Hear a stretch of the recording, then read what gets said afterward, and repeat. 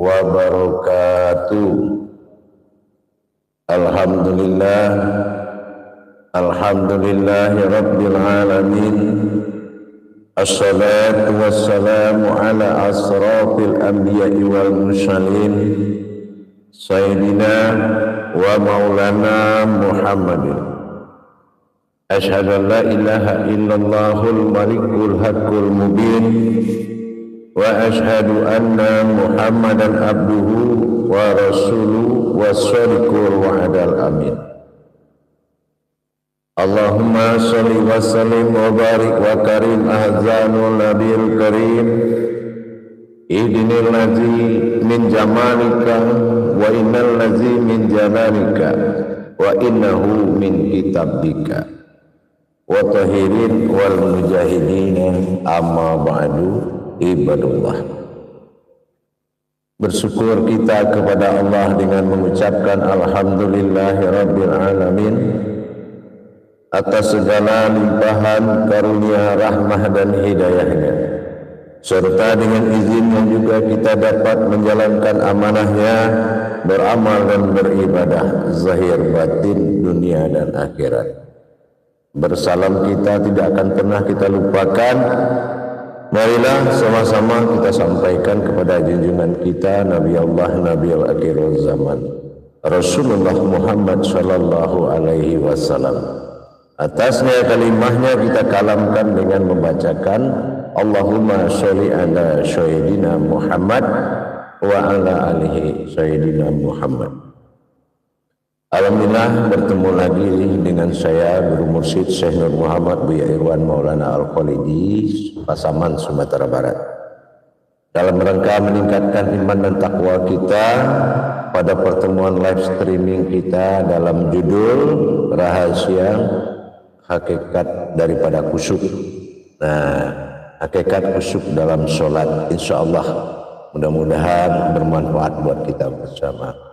Alhamdulillah sudah hadir saudaraku para jemaah. Assalamualaikum, Rozi Ali dari Malaysia.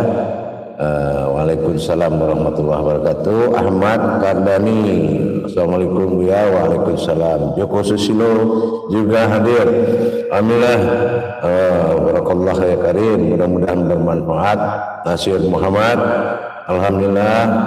Assalamualaikum ya. Waalaikumsalam. Izin menyimak, alhamdulillah, mudah-mudahan bermanfaat. Di dalam menjalankan suatu hakikat daripada suatu nilai besar, ibadah langsung yang tidak bisa digantikan dengan ibadah lain adalah sholat. Hal yang paling dituntut di dalam sholat adalah kebenaran. Kebenaran yang akan melahirkan hidayah, karomah dan barokah dunia akhirat. Didapati hal demikian itu tentulah dengan kita belajar. Apa yang dikatakan dengan kita belajar, yaitu kita bertolabul ilmi, insyaallah. Hadir lagi Tarik, insyaallah Sutrisno, alhamdulillah. Silakan menyimak dan selalu berkomentar dan memberikan pertanyaan wawasan, insyaallah. Mudah-mudahan itu diberkahi. Nur Baidah, alhamdulillah sudah hadir dalam menyimak, insyaallah, pada tausiah kita sore hari ini. Bambang Setiono, alhamdulillah sudah menghadirkan diri. Alhamdulillah, silakan menyimak semua. Dan juga ada Gilang Fajar.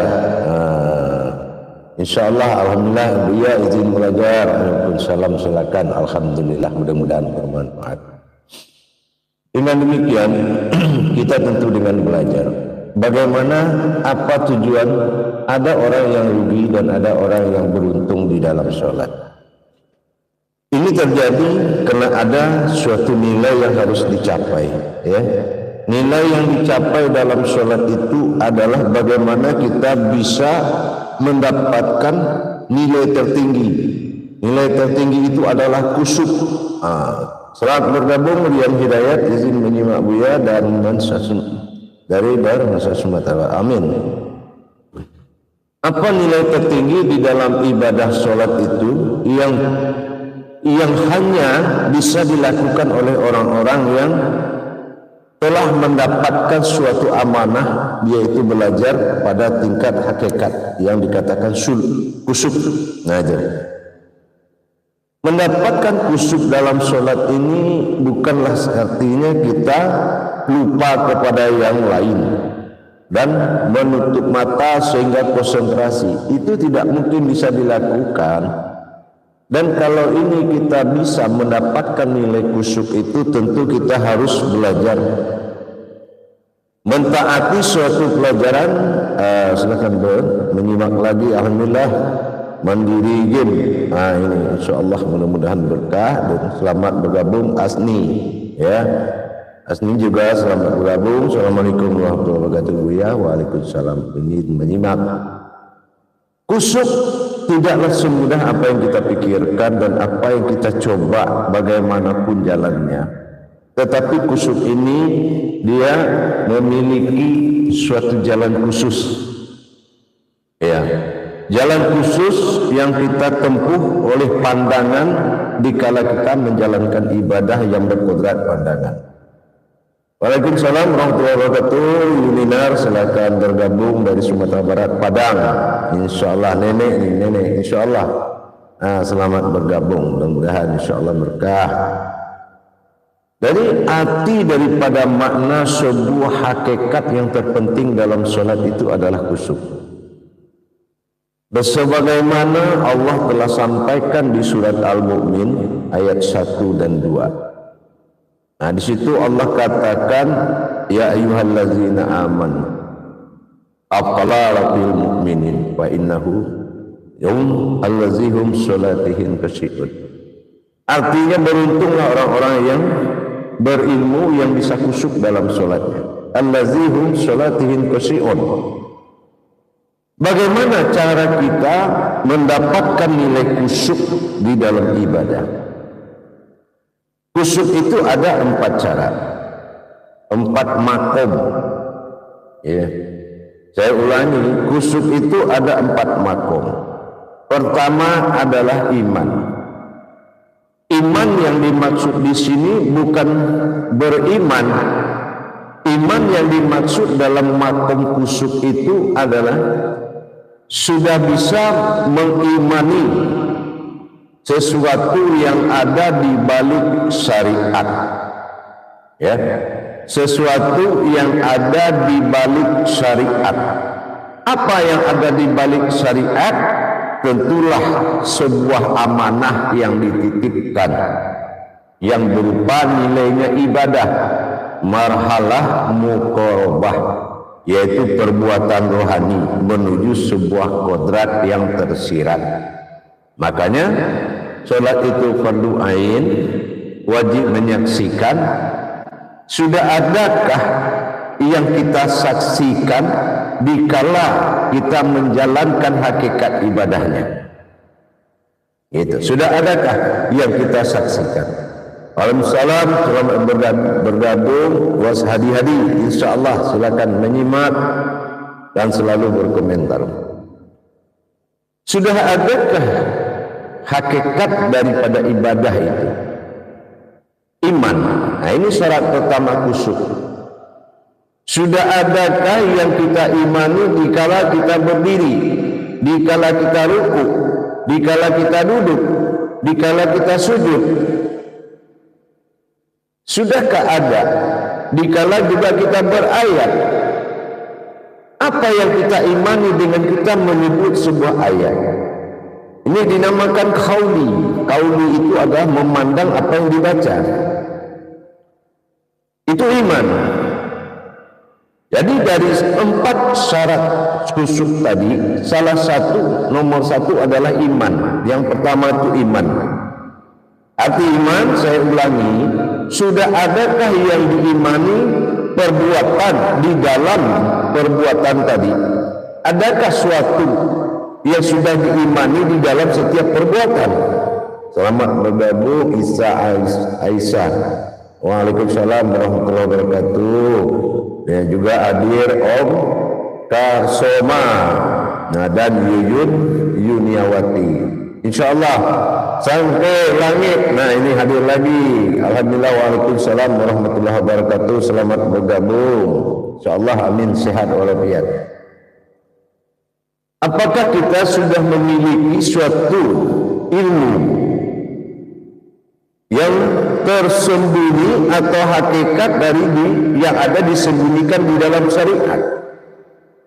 Nah ini yang dikatakan iman. Apakah sudah ada yang diimani dalam setiap gerakan dan setiap bacaan? Karena apabila kita melakukan dohir, termasuk mengingat bacaan, termasuk mengingat rakaat, ini bertentangan dengan kodrat khusyuk. Karena kita harus pergi ke makom ibadah. Nah, kalau makom ibadah itu kan hakikat, marhalah muqarabah, yang bekerja di situ itu rohani. Rohani ini yang bekerja pada makom pandangan ma'rifah atau fardu ain. Jelas sekali, kalau kemampuan mengimani ini belum ada, akhirnya terjadi apa? Terjadi kekosongan pandangan. Kalau sudah terjadi kekosongan pandangan, disitulah setan, disitulah iblis, disitulah nafsu, disitulah akal akan berbicara. Kalau sudah berbicara hal yang bertentangan dengan iman, ini akan membawa kita keluar dari sholat, keluar dari nilai ibadahnya, akhirnya tinggal amaliyah semata. Ini akibat dari kehilangan isi pandangan, kehilangan dari fardu ain. Nah, berakibat kepada putusnya hubungan ibadah, tinggal lagi hanya amaliyah. Amaliyah perbuatan baik yang dilakukan oleh jasad, tetapi tidak mencapai hakikat kebenarannya. Ya rugilah. Ini yang dikatakan barang siapa yang melaksanakan, yang tidak tahu membedakan mana yang mendirikan dan mana yang mengerjakan. Artinya mana yang iqamatis sholah dan mana yang ifa'alus sholah. Nah kalau ini tidak mengerti, ini akan bercampur aduk, ibarat jasmani dengan rohani sudah menyatu dan bukan terpisah. Nah ini kalau kita tidak paham apa yang kita singkirkan, siapa yang kita hadapi, dilipat tangan siapa yang mati. Nah gitu. Samsul alam, alhamdulillah selamat bergabung, mudah-mudahan bermanfaat. Jadi kita mendirikan dengan mengerjakan itu beda. Selaksana juga hayyana sholah wa ilaih falah. Mendirikan itu mendapatkan suatu kemenangan. Sriana selamat bergabung. Waalaikumsalam warahmatullahi wabarakatuh. Mudah-mudahan bermanfaat insyaallah. Jadi dengan kita memiliki salah satu pertama 4 syarat khusyuk itu iman. Nah, saya sedikit mengulangi. Iman ini mengimani, ya, mengimani yang ada di dalam syariat. Artinya mengimani daripada perbuatan zahir itu ada amanah yang dititipkan. Kalau kita berdiri, nah, itu apa yang didirikan? Berdiri dengan mendirikan itu beda. Kalau tubuh kita berdiri, belum tentu kita mampu mendirikan sholat kita. Mampu mungkin hanya mendirikan tubuh. Selamat bergabung Zulfadi Regas, insyaallah Regas. Mudah-mudahan bermanfaat insyaallah. Itu jadi pengenalan daripada sebuah nilai hakikat yang mampu kita capai dalam gerakan dan ayat. Nah ini dinamakan iman, salah satu syarat sah khusyuk iman. Nah yang kedua, syarat sah khusyuk itu adalah Islam. Islam di sini bukan berarti agamanya. Islam dimaksud adalah din, ya. Hakikat dari Islam itu dalam bahasa Al-Quran, Islam bernama din. Nah, ya kan, awaludin. Nah, la ikraha fid din. Nah, itu semuanya din itu Islam.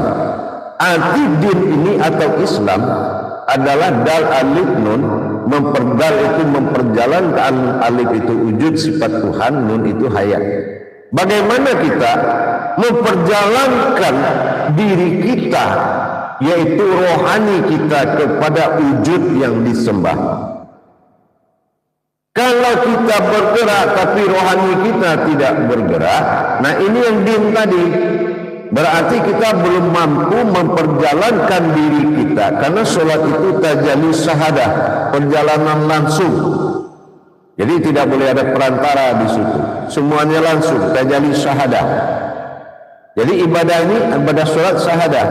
Nah, jadi sudahkah kita memiliki kemampuan bagaimana kita bisa memperjalankan rohani kita di dalam sholat? Kalau hanya kita yang bergerak dan kita yang berjalan, sementara rohani kita diam dan tidak bergerak, ini juga membatalkan ibadah. Alhamdulillah Basri Hasan sudah hadir dalam menyimak. Alhamdulillah, mudah-mudahan bermanfaat. Jadi bagaimana kita memperjalankan rohani kita? Kalau Manbayu alhamdulillah dari Malaysia, Manbayu dari Malaysia insyaallah dalam perwakilan grup Singapura, dari Singapura insyaallah, mudah-mudahan bermanfaat. Memperjalankan rohani ini tentulah kita memiliki suatu pengetahuan tentang pemisahan di antara jasmani dan rohani dalam mata hati dan mata batin kepada Tuhan Allah. Dalam kita menghadapkan tubuh kita kepada maghrib, menuju Ka'bah pada zahir, dan mendirikan rohani pada diri menuju Baitullah dalam Ka'bah. Ini kalau kita tidak bisa memisahkan fungsi takbir, apa yang dibuang dan diangkat, dan apa yang dihadapi di lipat tangan siapa yang mati. Qabla mutu anta mutu. Takbir itu merasakan mati sebelum mati. Nah, kalau kita belum memiliki kajian ke situ, sering kita terbentur, dan disinilah kesalahan fatal yang mana kita tidak memperlihatkan makna atau bahasa kepada wujud Allah. Ya, kalau yang mendengarkan sama basar kalam bukan Allah, itu sifatnya. Basar melihat, sama mendengar. Itu sifat, bukan wujudnya. Itu sifatnya. Nah gitu. Jadi kita harus kembali menuju wujudnya. Sudahkah kita memiliki kemampuan memperjalankan rohani kita kepada Allah? Ini yang paling utama, yang paling sangat diperhatikan. Nah itu yang syarat yang kedua tadi, yaitu Islam. Dalam arti din, memperjalankan rohani kepada Allah. Coba saja dipanggil dengan azan, dia datang masuk masjid tapi tidak menghadap Allah. Waalaikumsalam, selamat bergabung Zahri Sartika, insyaallah. Mudah-mudahan bermanfaat buat kita bersama. Kalaulah seandainya kita punya suatu pasangan di rumah, dipanggil pulang sampai di rumah tidak menemui kita, itu Mip Fauzan selamat bergabung, Supiati Aco insyaallah bergabung, insyaallah silakan menyimak. Apa rasanya seorang kekasih kita dipanggil sampai ketemu dia tidak bicara dan tidak malah tidak memperhatikan? Pasti ada kekecewaan. Sama dikala dikumandangkan takbir untuk kembali kepada asalnya, ternyata dia datang tapi tidak melihat, tidak merespon, tidak apa-apa. Ini akan menimbulkan kekecewaan. Begitu juga kita, keberadaan kita dalam rangka beribadah kepada Allah, dipanggil untuk menghadap kepadanya. Ini yang kedua tadi, syarat sah khusyuk tadi adalah Islam atau din atau memperjalankan diri. Berikut yang ketiga, syarat sah khusyuk itu tadi, kita melaksanakan yang namanya tauhid. Tauhid ini antara yang melaksanakan kodrat yang dilaksanakan dan memperjalankan kodrat kepada wujud yang dituju. Ini namanya tauhid atau mentajalikan, memberangkatkan dan memperjalankan. Nah, ini yang ketiga. Apakah kita hubungan tajali itu terjadi atau tidak? Kalau kita tidak mampu melihat sebuah makna, kita contohkan apa? Kita contohkan sekarang ruku. Ruku itu adalah berkodrat tahmid. Tahmid itu artinya mengulang ayat yang sama sebanyak 3 kali. Tapi apakah pandangannya kodrat yang dibaca itu sama juga 3 kali? Apa kita sudah tahu? Yang kita baca itu kalau umpamanya warnanya kuning, ibarat ini, apa dia kuning kedua, kuning pertama, kuning ketiga gitu? Kalau hal yang sama, ini memperbedakan amal dan ibadah. Amal ibadah itu sudah beda, ya. Amal dan ibadah berarti apa yang diucapkan tidak seperti itu yang terlihat. Nah, ini yang dikatakan tadi tauhid. Jadi memperjalankan suatu nilai kodrat yang ada, berkodrat hakikat yang ada di dalam syariat tadi, ya, yang ada di dalam syariat tadi. Kita harus mampu memperjalankan. Siapa yang memperjalankan, apa yang diperjalankan, kemana diperjalankan, gitu, jemaah. Jadi kita harus paham dan sangat wajib paham, yaitu tentang tauhid, syarat yang ketiga di dalam khusyuk. Nah, yang keempat terakhir, syarat khusyuk itu adalah ma'rifat. Ma'rifat itu bukan melihat, bukan memandang. Kodrat khusyuk dalam arti ma'rifat adalah berbisik. Ini kita berbisik ini kodratnya kemana tajalinya? Tajali berbisik itu kemana?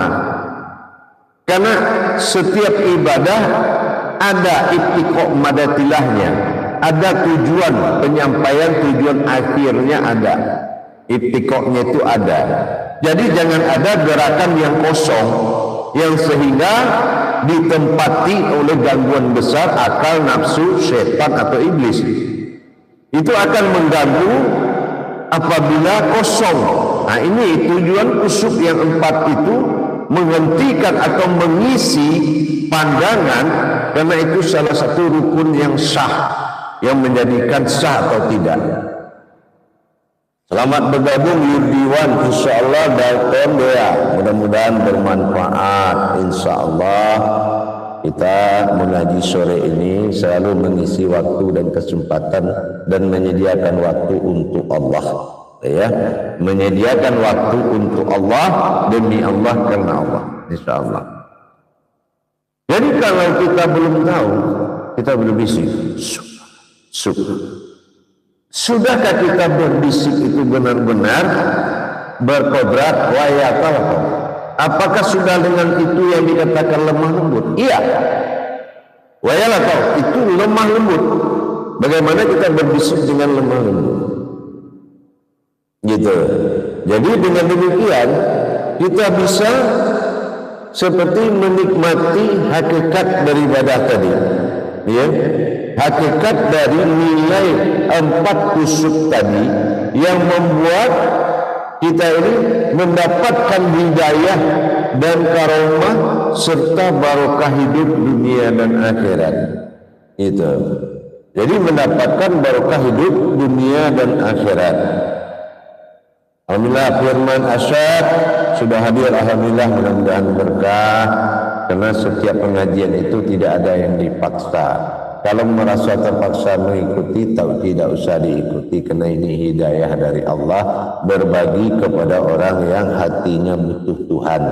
Jadi kalau ada orang yang hati tidak butuh Tuhan, dia menganggap ini action yang berlebihan, mungkin seperti itu.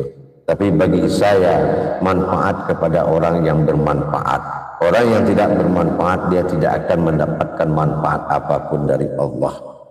Demikian. Jadi kita lanjutkan jemaah. Dengan kita mendirikan suatu kebenaran kepada Allah, itu adalah tujuan utama. Ya, tujuan utama mencapai keberuntungan. Afalalatil mu'minin. Beruntunglah orang-orang yang berilmu. Nah, ya. Beruntunglah orang-orang yang berilmu, sehingga apa yang kita kerjakan dasar beruntung itu hal allazihum salatihim qasiun, yaitu beruntunglah orang-orang yang bisa khusyuk dalam sholatnya. Itu dikatakan beruntung, ya, itu dikatakan beruntung. Jadi dengan demikian mudah-mudahan kita bisa melaksanakan, menempatkan derajat, ya, menempatkan derajat di sisi Allah, sehingga benar-benar kita dijadikan keberkahan, diberikan keberkahan dunia dan akhirat dengan kita mendapatkan derajat ibadah dan memuliakan ibadah tersebut. Jadi apalah artinya kalau kita memiliki pengalaman yang sangat banyak, ternyata untuk menyelamatkan dan mentauhidkan diri saja dalam sholat kita tidak mampu. Jadi semua kajian-kajian, pemahaman-pemahaman tidak mengutamakan sholat, ini akan membuat kemurkaan kepada kita. Kenapa? Karena hubungan yang dijanjikan oleh Allah yang langsung itu hanya sholat. Jadi kalau dia belum mampu menerima kenyataan Allah dalam sholat dengan tauhid, tafrid, tajrid, nyata berhubungan, merasakan dan menikmati, maka dia belum dikatakan mendapatkan suatu hidayah dari ibadah dia. Untuk itu kita akan betul-betul memahami pemahaman tauhid. Itu yang penting dulu. Jadi tidak perlu kita bercerita ilmu kita banyak, kita tahu ini, kita pernah belajar kemana-kemana. Lihat aja sholatmu, apakah sudah nyata perbuatan itu kepada Allah. Kalau belum nyata, utamakanlah ibadah itu. Insya Allah mudah-mudahan bermanfaat para jemaah, para hadirin, sahabat dan kerabatku dimanapun berada. Semua la ikraha fiddin. Kita mengaji, kita berbuat baik, itu tidak ada paksaan oleh siapapun. Kebenaran itu milik Allah. Setiap kesalahan pasti milik umat. Insya Allah. Jadi dengan demikian kita belajar dengan baik. Kita belajar dengan tulus. Kenapa?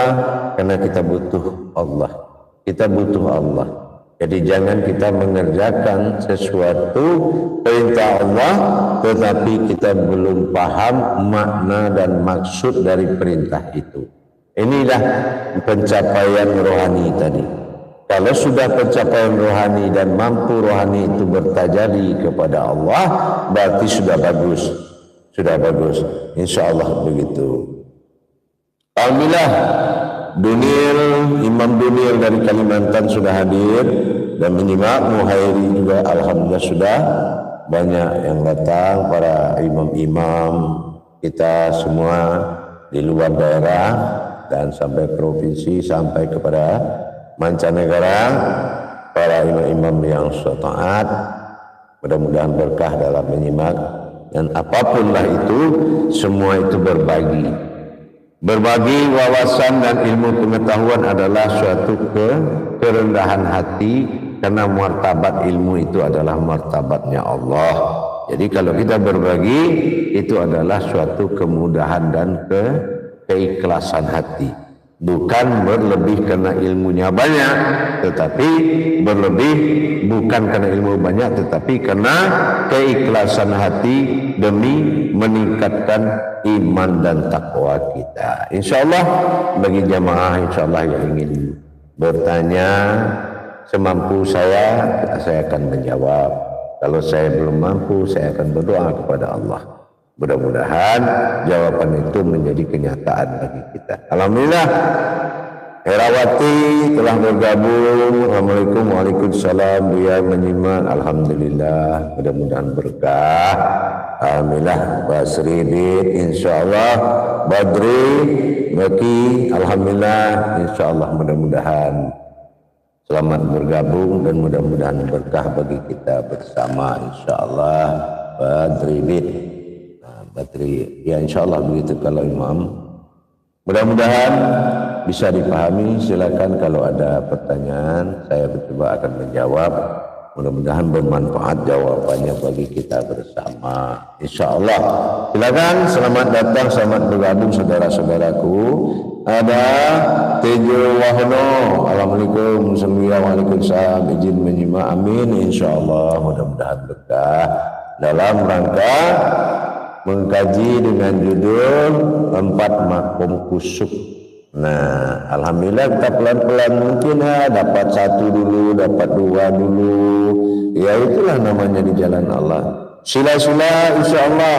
Waalaikumsalam dari Malaysia. Nah, ada sila dari Malaysia. Mudah-mudahan bermanfaat. Ada Hendy dari NDDS, Assalamualaikum ya. Waalaikumsalam warahmatullahi wabarakatuh. Mudah-mudahan bermanfaat tausiah kita ini.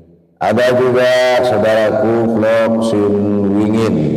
Nah, insyaallah. Waalaikumsalam. Mudah-mudahan bermanfaat dan selamat bergabung di live streaming kita dalam pengajian hakikat kusuk sesuai surat Al-Mu'min ayat 1 dan 2. Bagaimana kita menjadi orang yang beruntung. Nah ini, afqala lakul mu'minin. Bagaimana kita orang beruntung? Allaziyum sholatihim kasyun, gitu. Begitu memang kalau diang fajar, memang seperti itu. Kadang-kadang tidak secepat itu, karena contohnya apa? Kita ini merasakan, wah alhamdulillah ada Nokta akhir datang, Nokta dari Malaysia, untuk hadir, alhamdulillah, mudah-mudahan disimak. Jadi begitu, jadi kadang-kadang awal kita mencoba itu, karena kita sudah merasa biasa bergerak sendiri, dikala kita sudah mencapai hakikat itu, kadang-kadang memang seperti itu, kita merasa bergerak sendiri, merasa digerakkan. Nah, karena selama ini kita merasa bergerak sendiri, tiba-tiba dengan kita sudah memahami dan belajar, terasa kita digerakkan. Nah, ini juga alhamdulillah sekali, karena rukun itu sudah berfungsi. Nah, kalau kemarin mungkin rakaat yang berfungsi, ya, rakaat yang berfungsi. Tapi kalau rukun sudah mulai berfungsi atau fiilnya sudah mulai menggerakkan, ini terasa sekali. Nah, ya, terasa sekali digerakkan itu. Tapi kalau kita masih mampunya bergerak, nah itu tadi kita harus mencapai pemahaman lebih, yaitu mencapai rukun dan rakaat. Karena rukun itu bukan rakaat bukan rukun. Artinya rukun itu fiil, menggerakkan. Sementara rakaat itu af'al, yaitu yang bergerak. Ya, jadi yang bergerak dengan yang menggerakkan itu beda. Nah, demikian. Jadi pada jemaah sekalian, contoh solat yang diridhoi Allah. Nah, ini pertanyaan dari Man Bayu. Solat yang diridhoi Allah itu adalah secara hakikat ada, secara syariat ada, secara tarikat dan marifat ada. Nah, kalau kita lihat dulu secara marifat. Secara marifat solat yang diridhoi itu adalah orang yang tidak lagi melihat dirinya di dalam solat kecuali melihat wujudnya Allah semata. Nah, ini an'amnya. Jadi itu termasuk salah satu yang diridhoi. Nah, itu ya. Yang kedua, dia menjalankan melebur rakaat pada rukun dan melebur ayat menjadi qauli. Jadi dia sudah mencapai titik hakikat dari seluruh perbuatan solat. Fikli solat, qauli solat, qalbi solat. Dia sudah bergeser dari kehidupan alam nyatanya dan berdiri sebagai alamnya Allah dalam masa as-sajadah. Nah, begitu Imam Bayu. Jadi bergeser dari kodrat kemanusiaan menuju kodrat hakikat ketuhanan diri ihsan yang menikmati kodratnya rohani tajalli kepada wujud. Itu ridhoi, yang diridhoi. Karena kursi imamnya juga sudah berbeda. Imam minullah, imam minudin. Ini ada perbedaan kodrat imam. Irwansyah selamat bergabung, izin menyimak dari Kalimantan Tengah. InsyaAllah. Waalaikumsalam warahmatullahi wabarakatuh. Mudah-mudahan bermanfaat Irwansyah dalam kita bermuzakarah seperti ini. Alhamdulillah, mudah-mudahan berkahlah Joni, izin menyimak kajiannya Buya. InsyaAllah Joni silakan menyimak. Mudah-mudahan bermanfaat. InsyaAllah mudah-mudahan ada alif ya. Nah, alif, bolehkah kita sholat tarawih di luar bulan Ramadan? Nah, itu tidak mungkin ya. Sholat tarawih itu digunakan sunnahnya. Sekarang kita tidak melihat sunnah atau fardu, kita melihat gerakan sholat itu sudah ada isinya belum. Itu yang paling penting. Sudah ada isinya sholat, gerakan sholat itu. Isi yang harus diisi adalah yang amanah. Karena kita, ya ayyuhallazina amanu di dalam Al-Quran, amanah, Allah menitipkan amanah kepada suatu perintah. Nah gitu. Contoh amanahnya begini. Kalau kita mengirim surat ke orang, pasti surat itu ada di dalam amplop. Amplop. Tapi nggak mungkin amplop dibungkus oleh surat.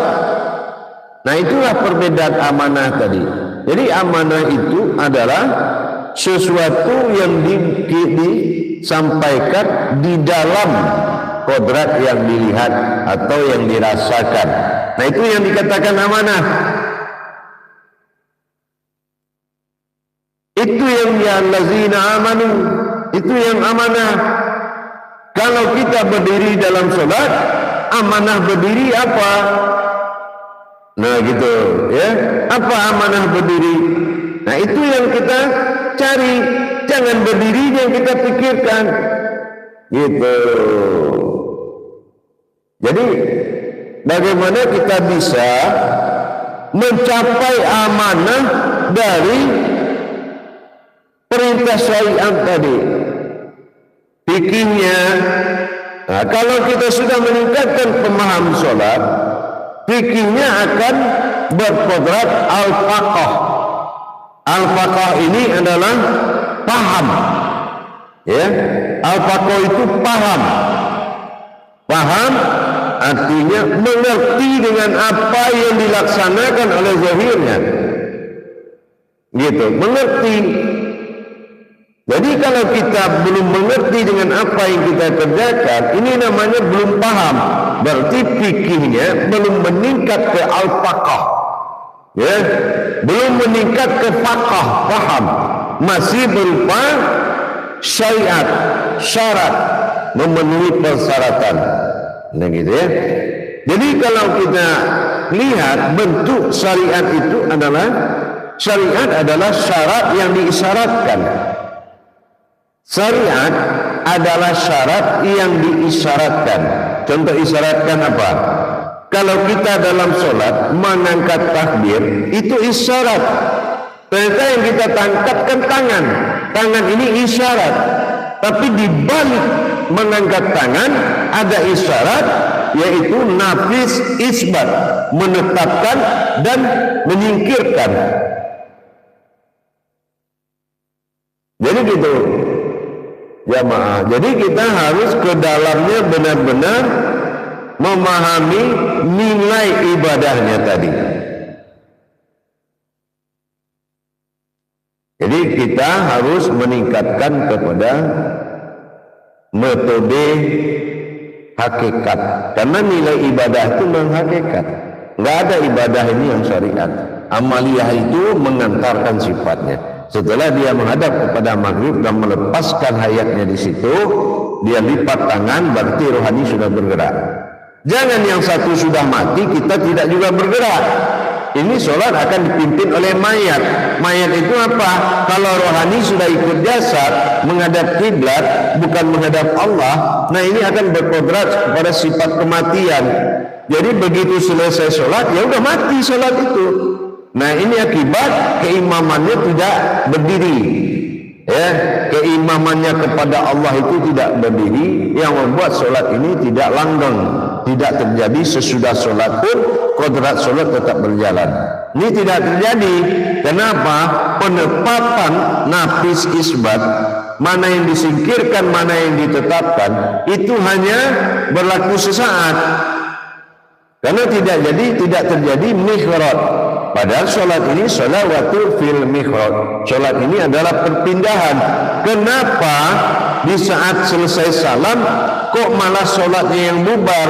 Salam itu adalah sebuah adab, bukan membubarkan sholat. Nah begitu. Alhamdulillah muhasir subur. Alhamdulillah.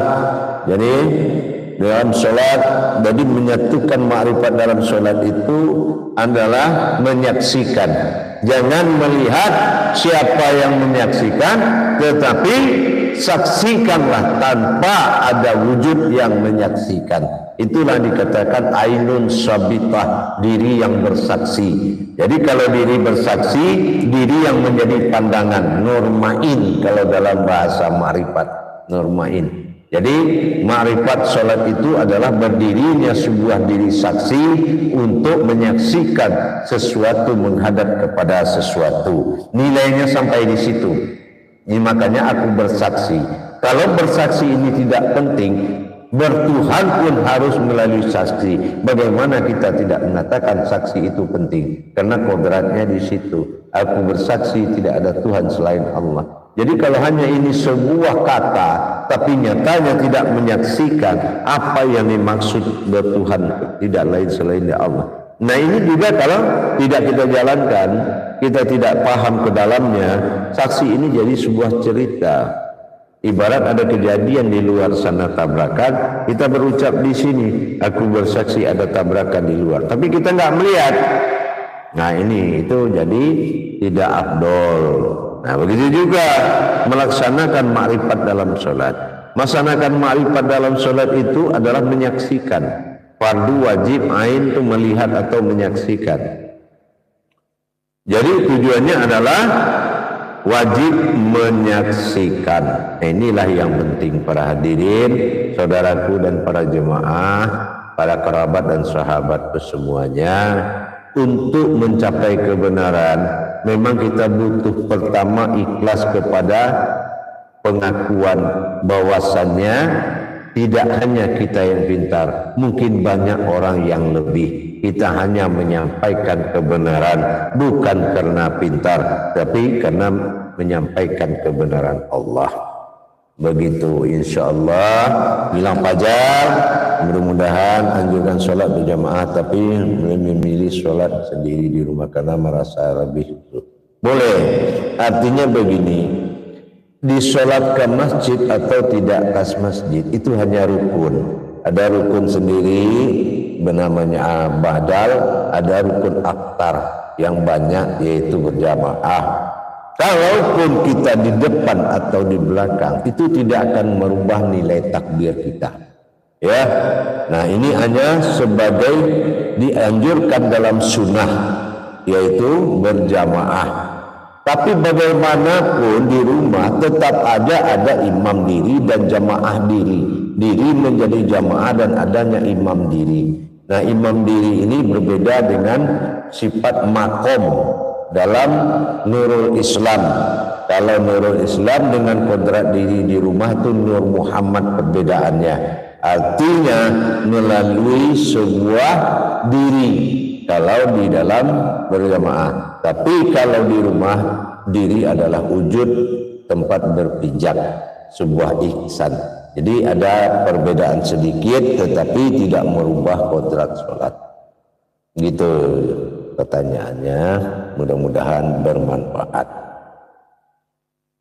Ya sulit juga kadang-kadang begini, kita memiliki, benar kata Allah dalam sebuah qudsi yang artinya apabila kebenaranku akan telah datang, maka berpisahlah kamu. Berpisah kamu itu bukan Allah memisahkan.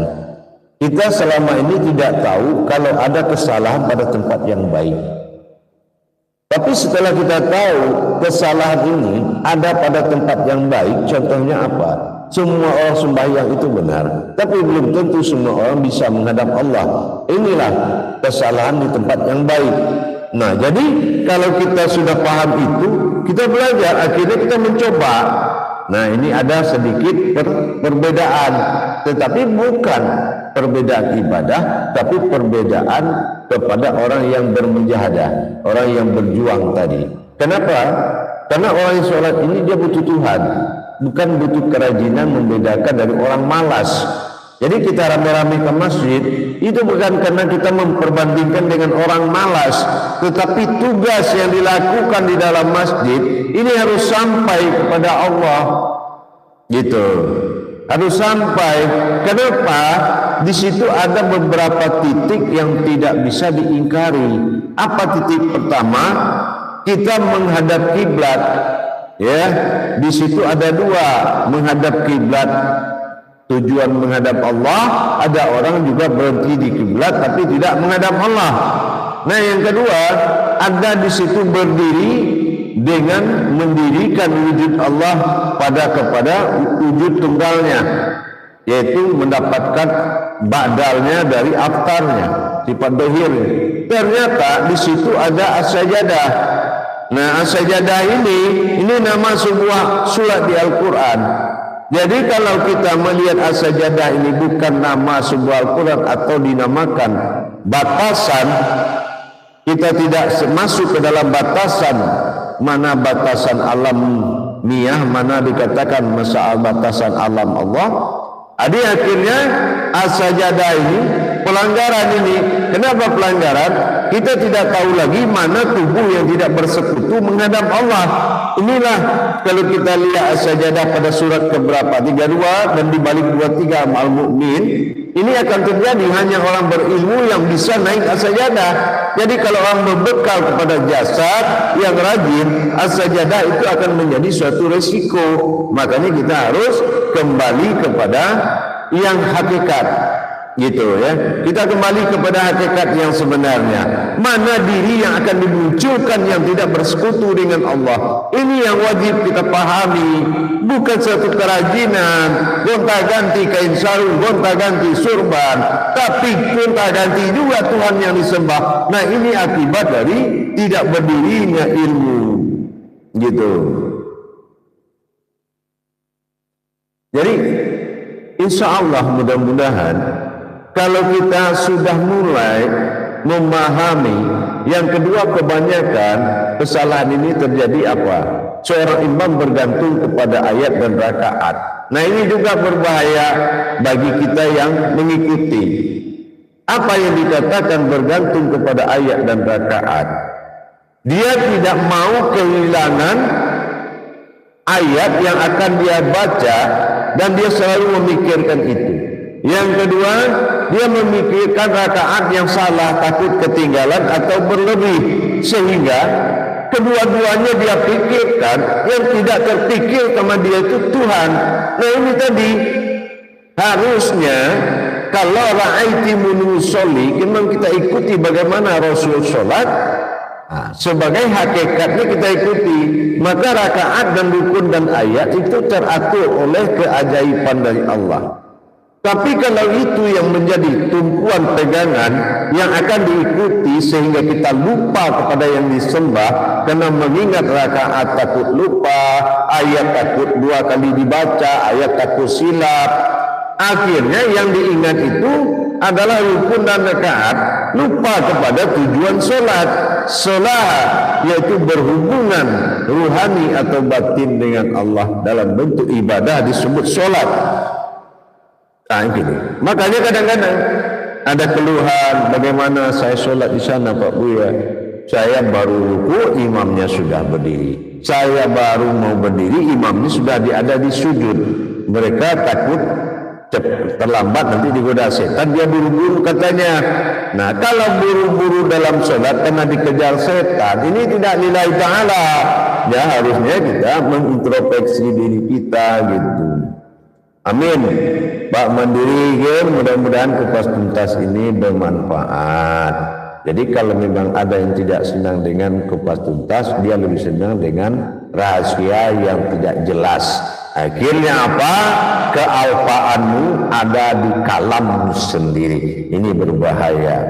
Jadi saya harapkan kepada umat, kita sama-sama umat, mari kita saling mengingatkan. Saya mengingatkan bukan karena saya banyak ilmu. Kebetulan yang saya nikmati, saya ingin berbagi dengan semua umat. Yang penting bagi saya, dalilnya apapun, kalau takdirnya tidak bisa menghadirkan Tuhan, ya pikir aja sendiri, besar mana ranting dari pohon. Pohon itu tajali syahadah, berdiri dengan kokoh, itulah ilmu. Sunnah, ranting dahan yang diindahkan oleh daun dan nikmatnya buah. Tapi ingat, sifat ranting biasa patah, sifat dahan biasa lapuk, sifat daun biasa gugur, sifat buah biasa busuk. Tapi pohon hanya berdiri dengan kekuatannya tanpa dia duluan hancur dari rantingnya. Setelah rantingnya gugur semua, baru pohonnya gugur. Artinya yang wajib itu ada pohon, karena ranting adalah bagian dari pohon. Sekarang lebih banyak orang suka keindahan daun, buah, ranting dan semuanya dahan. Nah, begitu lapuk mereka kehilangan. Yang indah itu mana? Ini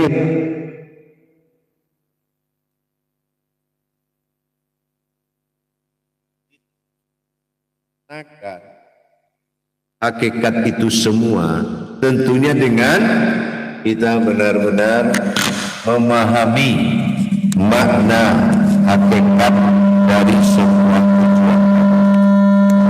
Kita benar-benar wajib menyatakan dan senyata-nyatanya kalau sholat itu ruhnya adalah khusyuk. Ya, ruh sholat itu adalah khusyuk, gitu. Kalau kita sudah mampu berbuat khusyuk kepada Allah, ya insya Allah berarti semakin terang jalan itu, semakin jelas. Cuma kalau kita mengkhawatirkan suatu perbuatan ini sia-sia, tentu dengan kita meningkatkan, ya, kita tingkatkan. Kenapa? Kuantitas diri itu kan menentukan kualitas ibadah. Kalau kuantitas diri kita itu sangat rendah, maka kualitas ibadah juga rendah. Makanya Allah bilang, aku dalam prasangka umatku. Kalau prasangka kita sangat tipis, maka perbuatan pun kepada Allah juga seperti itu. Alhamdulillah Abang, mudah-mudahan abang-abang muda bisa menimba dan bisa memahami dan bermanfaat. Selamat bergabung. Itu jemaah, para hadirin dan hadirat. Kita meningkatkan kualitas ibadah itu tentu dengan kuantitas diri. Awal diri adalah Tuhan, ilah ba'dal tunggal wahid, awal mula jadi. Awaludin ma'rifatullah, setelah dia bernama, itulah akhir tujuan daripada agama, yaitu mengenal dengan nama Allah. Dan akhir daripada diri dan agama kembali diri kepada Allah. Inna lillahi, alif awal diri dan alif akhirnya diri. Nah inilah tujuannya. Jangan ada perbedaan alif kepada alif ini pindah. Kalau penyatuan pindah itu cukup seperti telunjuk kita ini, boleh ada, tetapi telunjuk tidak akan berbeda. Yang membedakan adalah satu tangannya kanan, yang satu tangannya kiri. Artinya perbedaan kodrat ini dalam satu wujud tadi adalah berkodrat umat dan Tuhan. Inilah perbedaan, bukan perbedaan wujud, tapi perbedaan daripada derajat. Nah begitu hadirin dan jemaah. Perbedaan derajat inilah bukan perbedaan suatu kodrat. Kenapa? Allah dalam hakikat pada diri adalah satu kodrat dalam dua jiwa. Ya. Satu kodrat di dalam dua jiwa. Nah, kalau kita melaksanakan dengan khusyuk, kita salah memaknai apa yang dikatakan Tuhan. Ini akan membuat perjalanan diri kita semakin merendah, pencapaiannya semakin turun. Kenapa? Karena kita menempatkan ketuhanan itu pada posisi yang tidak terlihat. Coba Allah juga katakan batinu abdi wa zahiru. Nah, ikut ingat ini. Kalau kita belum paham bagaimana zahirul rabbi wal batinu abdi, bagaimana sifat zahir menuju Tuhan, yang sifat batin berkodrat umat. Nah, contoh kita meninggal dunia, yang pulang zahir pada asal dan yang berpulang itu kemana? Siapa? Apakah dia terlihat? Yang meninggalkan jasad itu diri siapa? Hakikat siapa? Kembali kemana? Bagi yang memegang surat Yasin, ini sudah harus afdal di matanya. Jangan juga dia merayap-rayap mengantarkan jenazah ke kuburan, bisa minta tolong orang kampung, tapi mengantarkan diri pulang kepada Tuhan, siapa yang mampu? Tentu kita tahu kenapa sin itu titiknya 3. Kalau dibiarkan 3, berantakan pulangnya, yang ke kiri, yang ke kanan, yang ke atas. Tapi kalau dia sudah menjadi satu karena titik tidak ada berbeda, maka dia kembali menjadi satu, tingkat kemustahilannya sangat tinggi, maka imannya juga kepada Allah. Maka titik itu bukanlah 3, tapi berwujud 3, bukan berkodrat 3, maka disatukan oleh seseorang yang sudah afdol, atau seorang yang sudah mukato'ah, yang mampu melihat yang banyak itu satu. Mukato'ah, dia sudah paham. Nah, begitu juga kita dalam masa khusyuk dalam sholat. Kalau kita memiliki ruang kosong di dalam sholat, ini sangat berbahaya. Nah, saya sampaikan kepada jemaah, ruang kosong itu sangat berbahaya di dalam sholat. Bukan setan yang berbahaya. Ya, kita contoh lihat. Kalau ada azan terdengar, semua kata Rasul, iblis, setan itu kabur. Tapi kenapa di saat umat sholat dia datang lagi? Ya, takut mana dia ke azan daripada orang yang menghadap Allah. Padahal wala tafarakula bismillah. Ya, kenapa dia tidak tafakur dikala seorang bertajalli kepada Allah bismillah? Berarti kebenaran sholat umat sebagian belum mencapai kebenaran, tapi azan sudah benar karena sudah terkumandang. Karena dia tidak tahu apa yang dipanggil azan pada dirinya, sehingga dia datang menghadapkan yang dipanggil. Satu. Yang kedua, dia tidak mampu menghadirkan kodrat imam pada dirinya pada iqamat.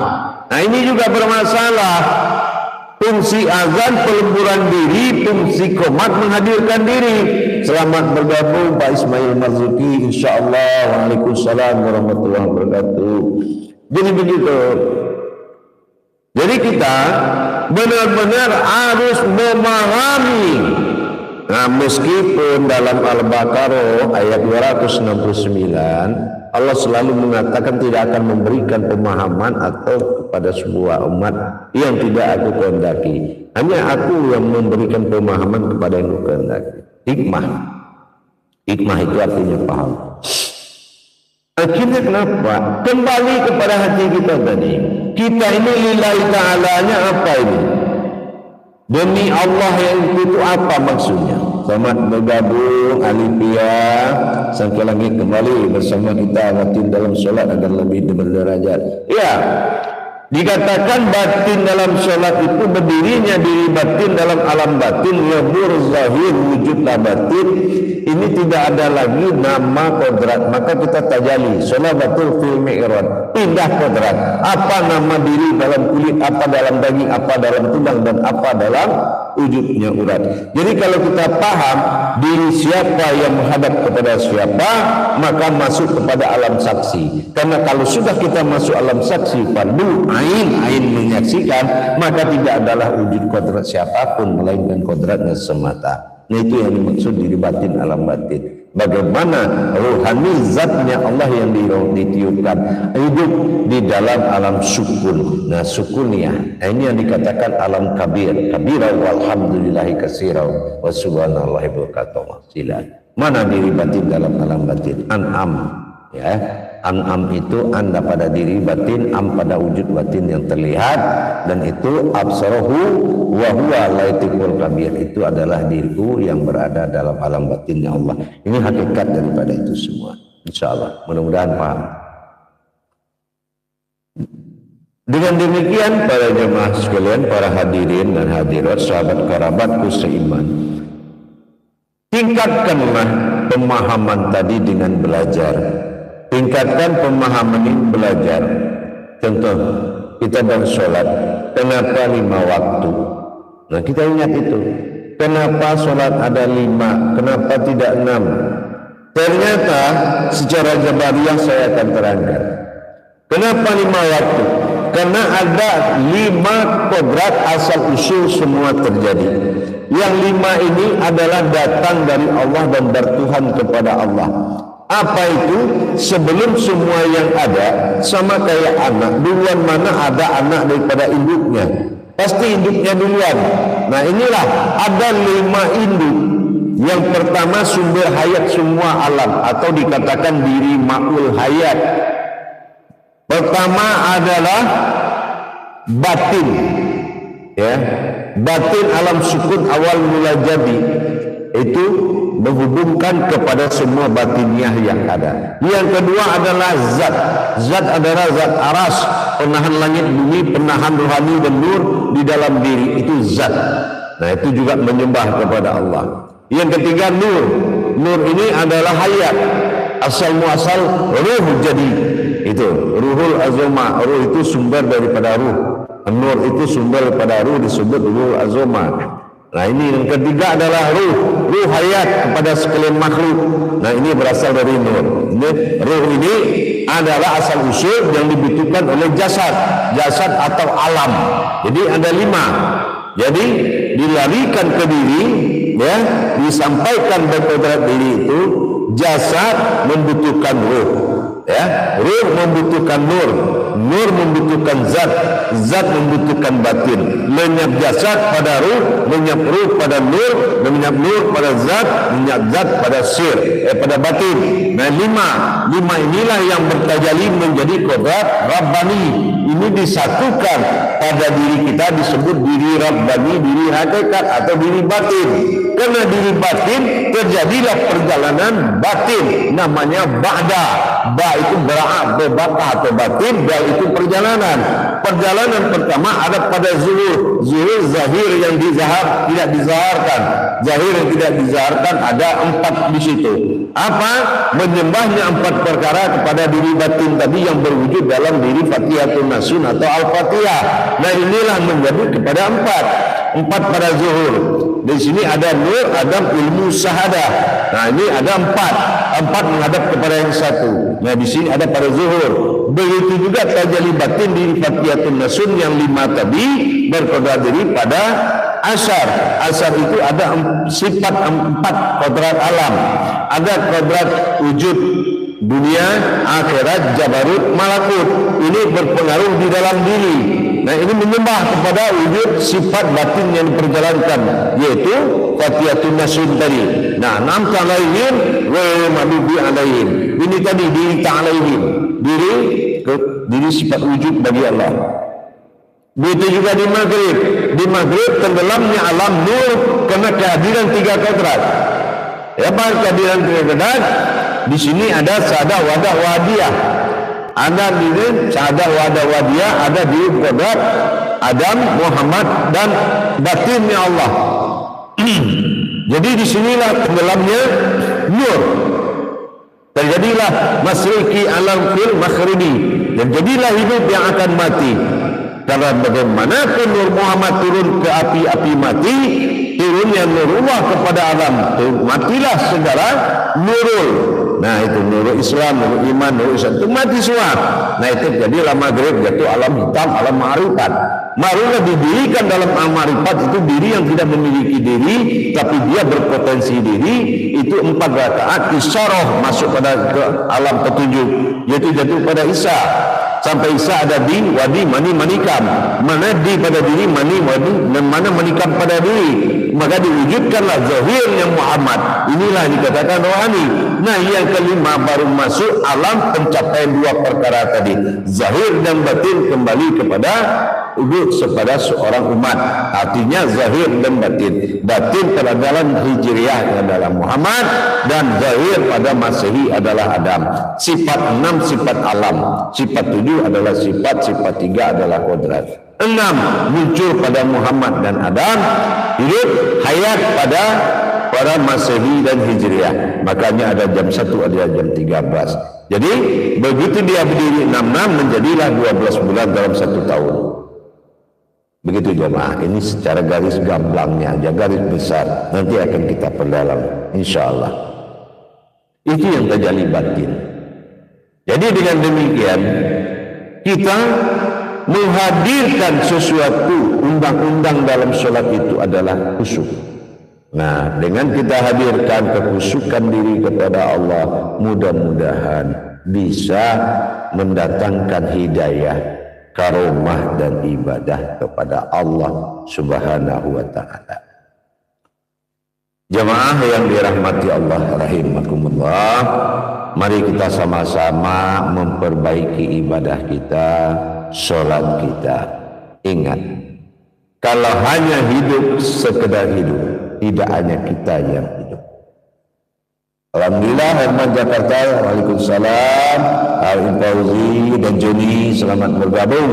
Insya Allah mudah-mudahan tausiah tadi bisa bermanfaat dan bisa dibuktikan dan dipelajari dengan baik, dibuktikan dalam beribadah. Mudah-mudahan begitu juga Harliana Ana, mudah-mudahan menyimak bagaimana bisa khusyuk, semoga sehat dalam rahmatnya. Amin. Insya Allah. Begitu juga kepada yang lain. Asep Beradi sudah hadir sebagai imam. Imam ini juga sudah mulai ikut dan selamat menyimak insya Allah. Mudah-mudahan. Jadi jemaah sekalian yang dirahmati Allah, pencapaian kekhusyukan dalam sholat adalah tujuan utama. Afalala fil mu'min allazi hum sholatihi qasiun. Jadi orang yang benar-benar beruntung, orang-orang yang berilmu adalah orang yang bisa khusyuk di dalam sholatnya. Khusyuk itu bukan pejamkan mata, fokus, tidak. Kalau menarik perhatian bukan artinya menarik mata atau penglihatan. Perhatian itu adalah pandangan yang sudah melirik ke dalam kodratnya sholat itu. Tapi kalau pandang itu masih kosong, nanti Allah curi pandangan itu, ditaruh di dekat mobil, pikirannya ke mobil, taruh dekat sendal, pikirannya ke sendal, taruh dekat sepeda motor, pikirannya ke sepeda motor. Kita dimain-mainkan oleh setan. Kenapa? Kita masuk ke alam kosong. Tuhannya juga kosong, semua juga kosong. Jadi gitu, mari kita tingkatkan dengan tentunya dengan belajar jamaah. Alhamdulillah, dengan kita meningkatkan kuantitas diri kita, insya Allah bisa mencapai peningkatan kualitas ibadah. Gitu aja.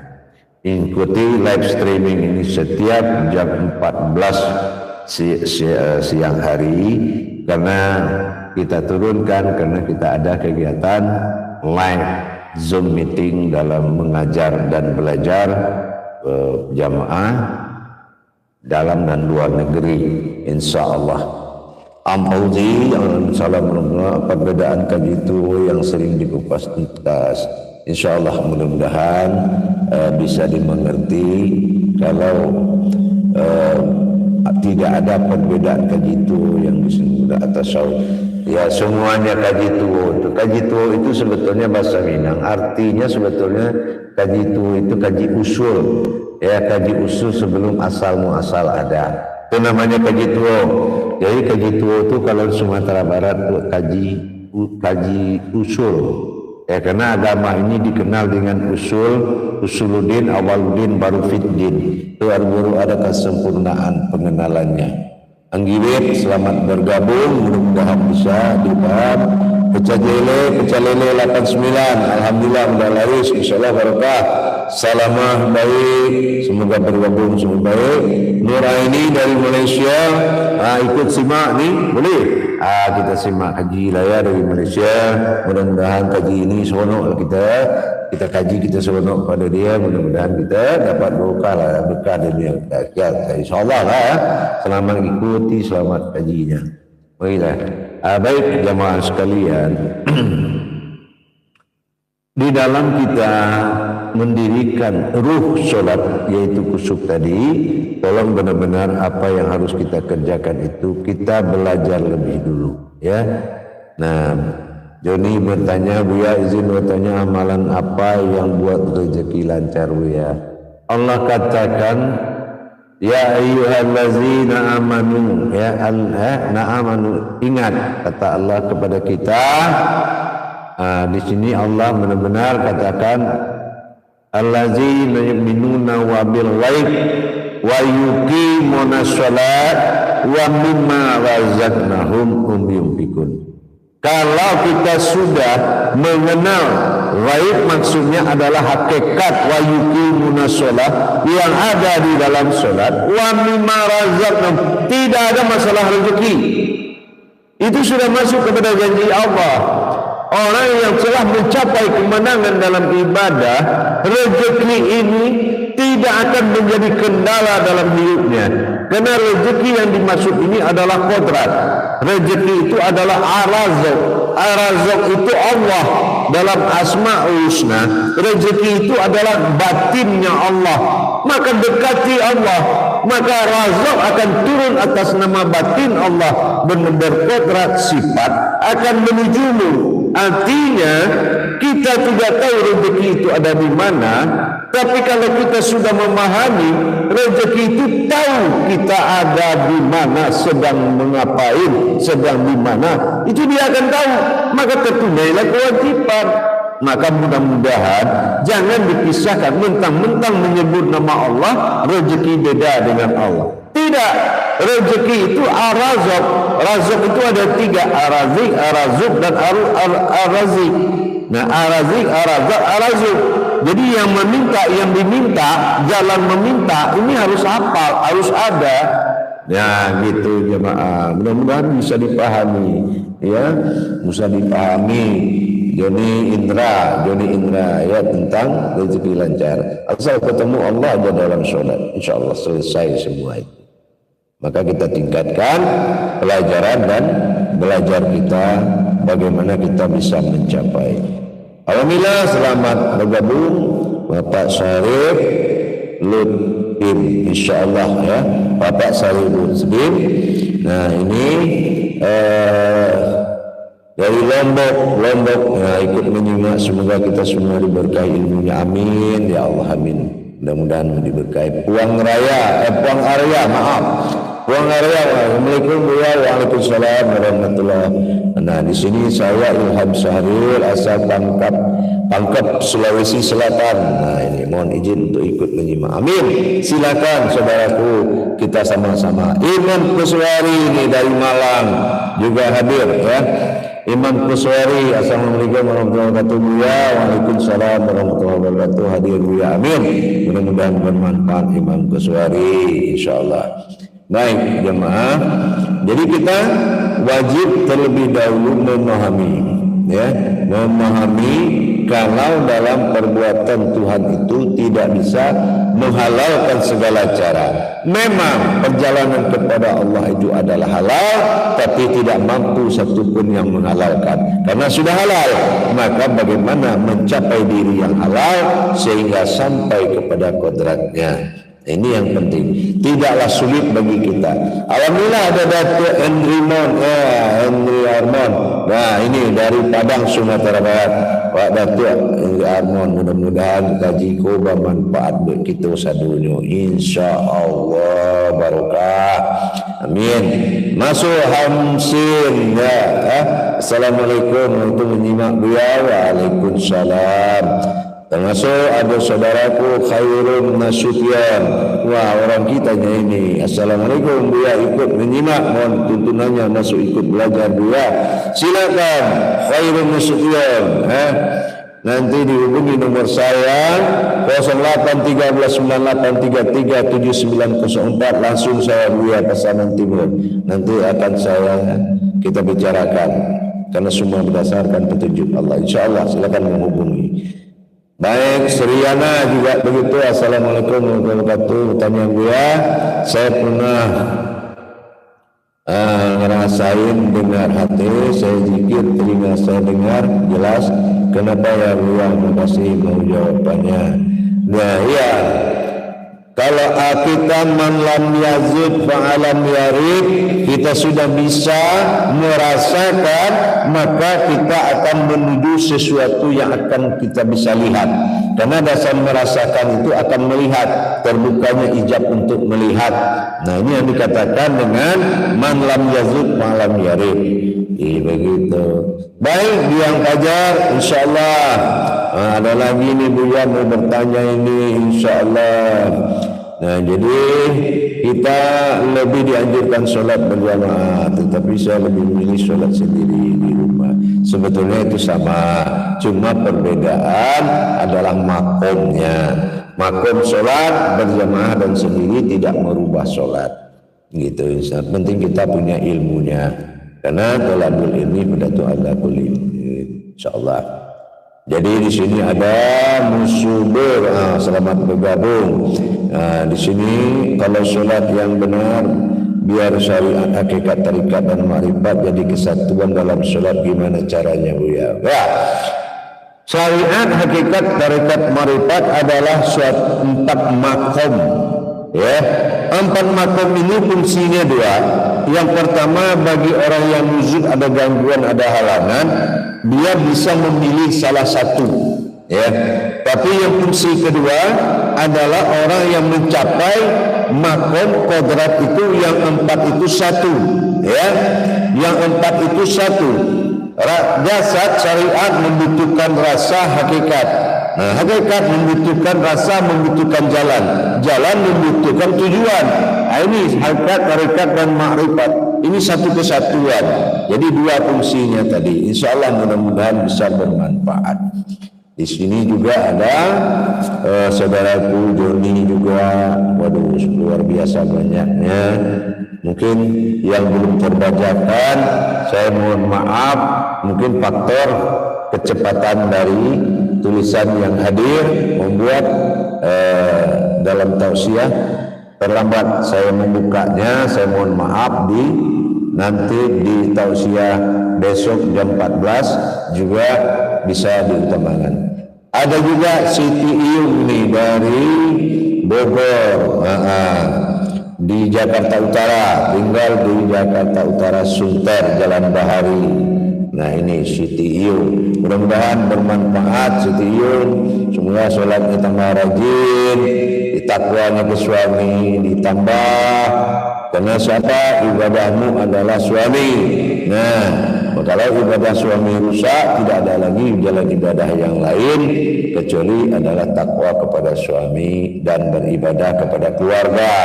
Mudah-mudahan berkah dunia akhirat Siti Iyung. Baik, Tejo Waalaikumsalam, dan mudah-mudahan menyimak. Mudah-mudahan berkah dan selalu diridhoi Allah dan berkahlah insyaallah, mudah-mudahan. Alhamdulillah para jamaah sekalian yang diridhoi dan dirahmati Allah. begitu juga saudaraku Puang Arya, selamat bergabung, mudah-mudahan berkah ya. Dan nanti bagi yang kita ingin meneruskan dalam bentuk perjuangan dan pelajaran, silakan menghubungi nomor saya. Assalamualaikum warahmatullahi wabarakatuh. Sehat amin Buya, saya selalu menyimak dari saudaraku Abdul Sofyan ya.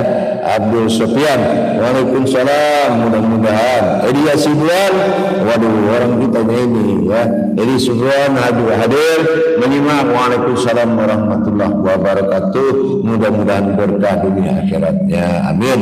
Segera diamalkan, karena sekarang tidak terlalu banyak mengajakmu ke Tuhan, tapi banyak mengajakmu ke tempat yang aman tanpa Tuhan. Itu hati-hati. Jadi tingkatkan pemahaman, selamatkan dirimu. Lihat di belakangmu berdiri orang-orang yang mengharapkan kamu. Kalaulah kamu tidak bertuhan, bagaimana tentang yang mengikuti? Alhamdulillah, Abdul Anas Badrun, mudah-mudahan berkah dan selamat bergabung. Mudah-mudahan bisa memahami, dan seolah-olah yang dipahami akan menjadi kodrat ya, akan menjadi kodrat di diri kita yang selalu mendampingi kita dimanapun kita berada. Kajian ada di pandanganmu. Barang sesuatu ayat yang tidak kamu mampu melihat di dalam ayat, tidak melihat kalimah, harus ada wujud kalimahnya yang terlihat. Melihat ayat, lihatlah kaulinya. Dan itu harus benar-benar kita mampu ke jalan hakikat. Lebur ayat berdiri kauli, lebur kauli datanglah munajat, lebur munajat masuklah ma'rifat, datang ma'rifat masuklah kauli. Jadi itulah yang dikatakan orang-orang yang beruntung di sisi Allah Subhanahu wa ta'ala. Capailah, Allah itu memang Tuhan, tapi kalau kamu tidak mengikuti jalannya, belum jadi Tuhan bagi dirimu. Allah bukan Tuhan bagi orang yang tidak menyembahnya. Ingat itu. Baik jamaah sekalian, mari kita tingkatkan pemahaman pengkajian kita tentang hakikat bertuhan dalam ibadah, sadiah dan syahadah, atau langsung tidak langsung, dan mengamalkan kodratnya. Lihat, ingat, ada 4 perkara yang wajib disempurnakan pada diri. Yang pertama adalah wujudnya Tuhan. Bagaimana adanya Tuhan bagi diri, wajibul wujud. Yang kedua adalah sir, apa yang dikatakan rahasia Allah bagi diri. Apakah Tuhan berahasia, ataukah kita rahasia Tuhan, ataukah kita terasal dari rahasia. Yang ketiga adalah batin. Apa yang dimaksud dengan batin? Apakah batin ini terlihat atau batin tidak terlihat? Apakah batin ini kodratnya umat? Apakah batin kodratnya Tuhan? Yang kelima adalah yang keempat adalah kodrat. Apakah kodrat ini kodrat Tuhan, kodrat siapa, kodrat umat, atau dari mana kodrat itu asal? Jangan hanya menerima kamu dirimu nyata, tapi jadilah kamu orang yang menjadi kenyataan Allah berwujud diri. Insya Allah mudah-mudahan berkah semua jemaah dan para hadirin dan hadirat. Bagi nama-nama jemaah dan sahabat dan kerabat yang belum sempat saya bacakan, saya mohon maaf lahir dan batin. Mudah-mudahan di tayangan live streaming kita besok pada jam 14 bisa kembali saya sampaikan pertanyaan-pertanyaan dan jawaban. Terima kasih kehadiran seluruh hadirin hadirat jamaah dan para kaum sahabat dan kerabat, para aulia, para ulama. Mudah-mudahan menjadi suatu kerjasama yang baik, saling mengisi. Tidak adalah kelebihan bagi seseorang yang diberikan kelebihan, tetapi diberikan kelebihan seseorang untuk menyelamatkan seseorang, bukan untuk merendahkan seseorang, karena Allah memberikan kelebihan. Bergabung lagi Suami ST dari Kalimantan ya, Kalimantan Timur, ikut menyimak Suami ST. Insyaallah mudah-mudahan berkah. Samsu Alam juga, Syarif Lupit, terima kasih Buya atas siraman rohani. Insyaallah mudah-mudahan semuanya, mudah-mudahan dari studio ucapkan terima kasih semua. Berkahlah kita, selamat menikmati ilmu-ilmu yang telah dihayatkan pada diri kita. Sesungguhnya Allah sangat mencintai orang yang meminta kepadanya, dan Allah juga tidak menyukai kalau orang hanya bisanya meminta tanpa menyembah kepadanya. Insya Allah kita tingkatkan iman kita dalam Kupas Tuntas dengan YouTube Buya Pasaman Timur, dengan guru mursyid saya sendiri Syekh Muhammad Buya Irwan Maulana Aqalidi Pasaman Sumatera Barat, selalu hadir dan selalu berbagi insya Allah. Akhirul kalam, wabillahi taufiq wal hidayah. Wassalamualaikum warahmatullahi wabarakatuh.